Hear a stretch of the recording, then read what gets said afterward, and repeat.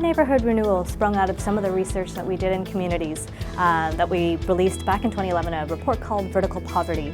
And that particular piece of research told the story of what it was like for residents who live in tower communities. And the work we've been doing there is with our partner agencies on the ground who are spending time with residents, figuring out what's important to residents and what's important to the building owners, and how do we stitch these together to actually find ways to strengthen these communities. There was 2 workshops that we hosted in the community. They were 3 hours apiece, and the 20 to 30 participants came from the community, and the students actually conducted those workshops. I think we considered ourselves through this studio a kind of incubator of research ideas, like a think tank here in the studio where we're working through research, versus United Way where they're on the community engagement side and they're actually out in the city and they're speaking with residents. There's a potency when you bring those 2 things together, because you're, on the one hand, you're taking ideas that the students have been working on and making them real, and then on the other side, you're taking, the residents' lived reality in the neighborhoods and you're trying to reimagine that. We couldn't do this kind of work without a relationship to an institution like Ryerson.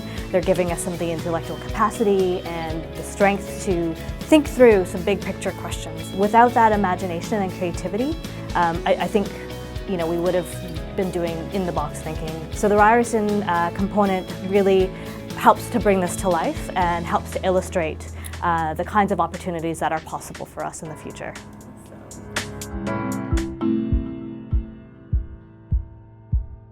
I was born and raised in Trinidad and Tobago in the Caribbean.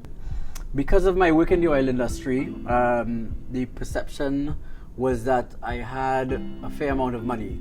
And as a result of that, there was an attempt to kidnap me in 2002. I had to flee Trinidad, basically, and pack up my life and come to Canada.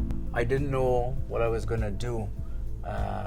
When I moved to Canada, I didn't know what I was going to do to earn a living, and I came up here with $3,000 and packed up my life in 3 days, and then I was here, and it was great because I was safe. When I came up here, my girlfriend at the time suggested that as a way for me to create a sense of belonging in Canada and as an identity for myself in this country, that I start volunteering. I went to the YMCA, which is a United Way member agency, and they look at empowering and transforming communities and help people transform the narratives of their lives. And I think both the United Way and Ryerson do that already. They just do it through different means to accomplish the same goal. The amount of impact that you can generate by donating to the United Way is in front of you. Every time that you look at any student that exists at Ryerson, or if you look at any youth, it's all the larger community of Toronto that both organizations and institutions are serving. It's just maybe at different times of their lives. I first got involved with the Good Food Cafe and Food Share Toronto through a class that I'm taking this semester. Throughout our program too, we have a lot of labs and stuff where we're working in the kitchen, so it's really cool to be able to come and actually apply it to a real situation that's not a lab experience.